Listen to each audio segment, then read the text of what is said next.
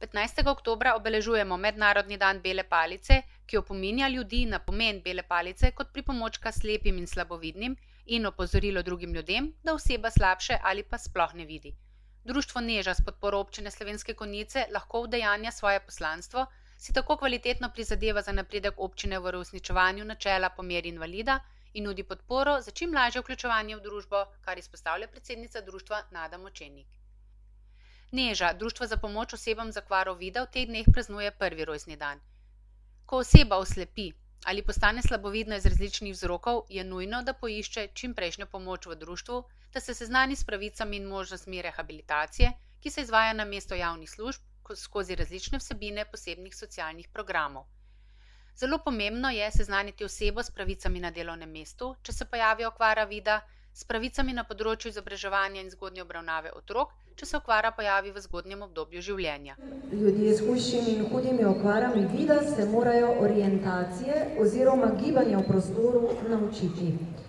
Prvi pripomoček, s katerim so si gibanja olajšali že v davnih časih, je bila gotovo palica.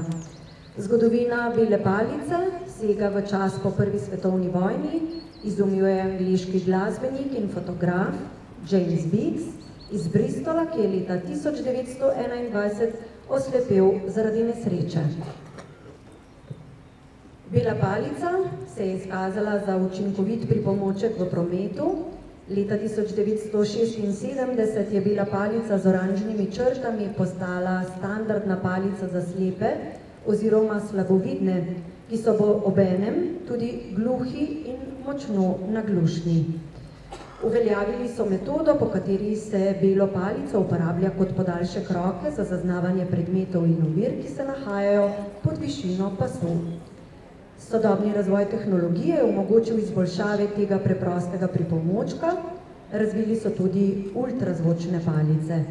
Te imajo vgrajene posebne elektronske naprave, ki omogočajo zaznavanje predmetov tudi v višini prsi in glave. Slepi ali slabovidni osebi v Sloveniji pripada bela palica oziroma pravica do bele palice, enkrat letno, do ultrazvočne palice pa vsaka 3 leta. Danes se belo palico navadno uporablja v kombinaciji s sodobnimi informacijskimi komunikacijskimi tehnologijami, na primer z GPS-om, kar še poveča samostojnost slepih in slabovidnih v prometu. Je pripomoček, ki daje slepi in slabovidni osebi samostojnost, neodvisnost, prepoznava talne poti, zaznava ovire na tej poti, prikazuje vzpetine in ji omogoča varno hojo. Pri taki hoji se tudi ugotovi, kako so v nekem okolju infrastrukturni objekti primerno urejeni, kako mi kot občani dostikrat ne upoštevamo, se ne zavedamo, da so med nami ljudje s drugačnimi potrebami in parkiramo avtomobil na pločniku. Pa ponovno prosim za besedo gospod Nado Močenik, predsednico društva Neža. Torej, kakšne pasme psov so najprimernejše za pse vodnike, kdo je upravičen in tako naprej. Pes vodnik se je uporabljal že v antiki, o njem je pisal že Aristotel. V Sloveniji pa je prva šola vzgoje psov vodnikov nastala leta 1955 v Ljubljani. Pes, ki je lahko vodnik, mora imeti posebne psihične in fizične sposobnosti, mora biti izjemno prilagodljiv in vodljiv.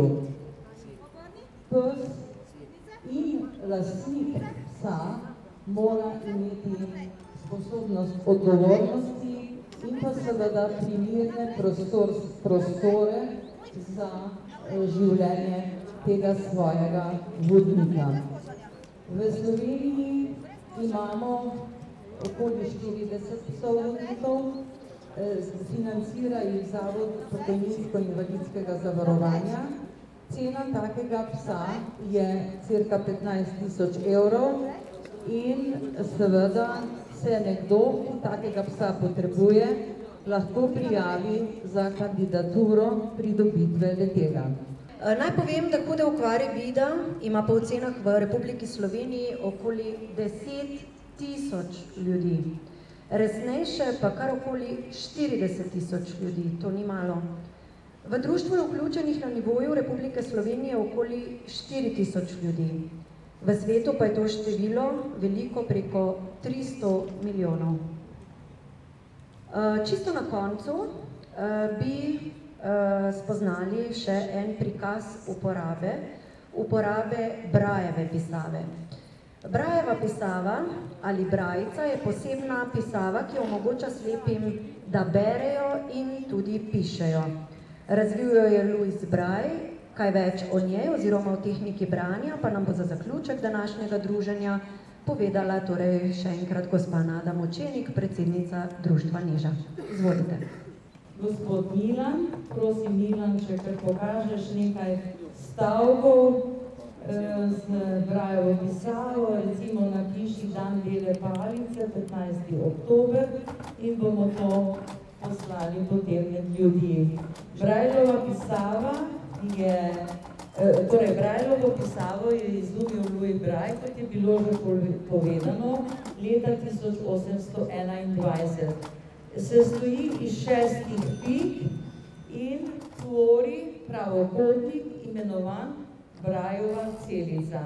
Iz teh 6 pik je sestavil 64 znakov, ki potem ponazarjajo abecedo, števila, šumnike, sičnike in pa druga ločila, tako da je s tem omogočil, da slepi in slabovidni pišejo in berejo. Seveda je zato potrebna posebna tehnična postavitev. Ta stroj se imenuje Braillev pisalni stroj, ki je prvi enostaven mehanski.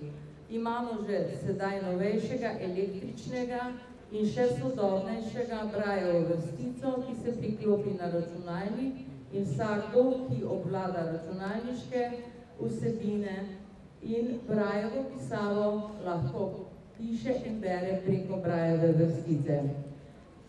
Da nekdo pridobi takšen pripomoček, ki ga ravno tako financira država, mora napraviti izpit pri za to usposobljeni izobraževalni ustanovi, da dejansko po Braillevo pisavo obvlada in na osnovi tega potrdila potem pridobi enega od teh pripomočkov, slednjega računalniškega pripada samo študentom in dijakom, ki se redno izobražujejo. Občina Slovenske Konjice je v svojem okolju ob pridobivanju naziva občina po meri invalida napredovala v označevanju in v primerni infrastrukturi za večino invalidov in tudi na področju volilne zakonodaje.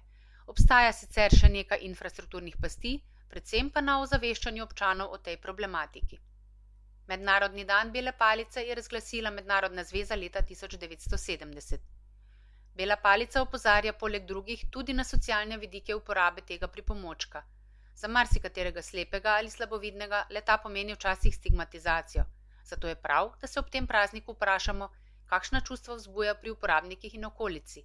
Svojo polno uporabnost bo bela palica dosegla, ko se bo okolje toliko ozavestilo, da se bo prilagodilo slepim in slabovidnim osebam in ko bodo uporabniki bele palice bolj kompleksno vključeni v družbo v smislu aktivnosti in dela.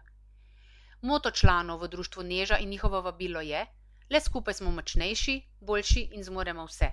Zato ne vsi, ki imajo tovrstne težave, ne oklevajo, temveč pridejo na pogovor in svetovanje.